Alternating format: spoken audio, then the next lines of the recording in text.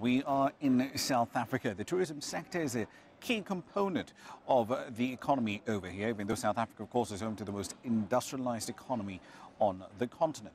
As host, South Africa is keen to exploit this event to boost its tourism sector. CGTN's Travers Andrews filed this report from Cape Town. Sun, seas, mountains and a diversity of cultures.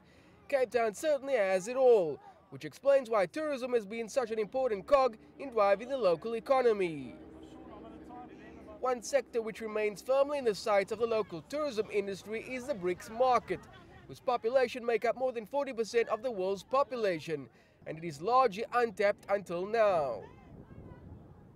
It's become a very important focal point for tourism growth, and efforts have been doubled to increase inbound routes from BRICS countries.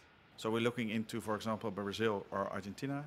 Of course, Sao Paulo and Buenos Aires are very good markets, so we look into them. For example, on the China side, this year we're adding extra capacity with Singapore Airlines to Singapore. And from November, we're getting Cathay Pacific, direct flight from Hong Kong to Cape Town. So we hope we capture the Chinese market. According to the BRICS Business Council, there is an urgent need to promote the facilitation of business visas for entrepreneurs, which could stimulate trade and investment.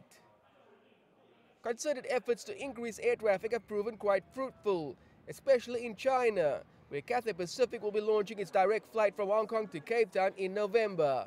Other markets are in the early stages though. The Russian market is interesting, but it's a bit more long-term. But it's definitely something we look at in the long term. The Indian market is growing very fast as well for Cape Town. So that's something we should consider, and we will consider in the next few months. Of the BRICS countries, China is the most significant investor in the local economy, which has increasingly provided new opportunities for interpreters, tourism guides and travel companies. In the past 5 years, I also noticed about more and more like tourist company, they ask us to teach their tourist guide to learn Mandarin, because at least if they can speak some very basic Mandarin, they will make those Chinese tourists, they feel like more comfortable and they feel like home.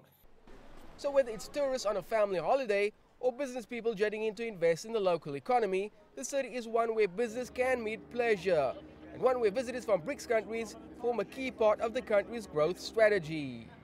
Many in the local tourism industry believe the beauty of Cape Town is not a difficult sell at all.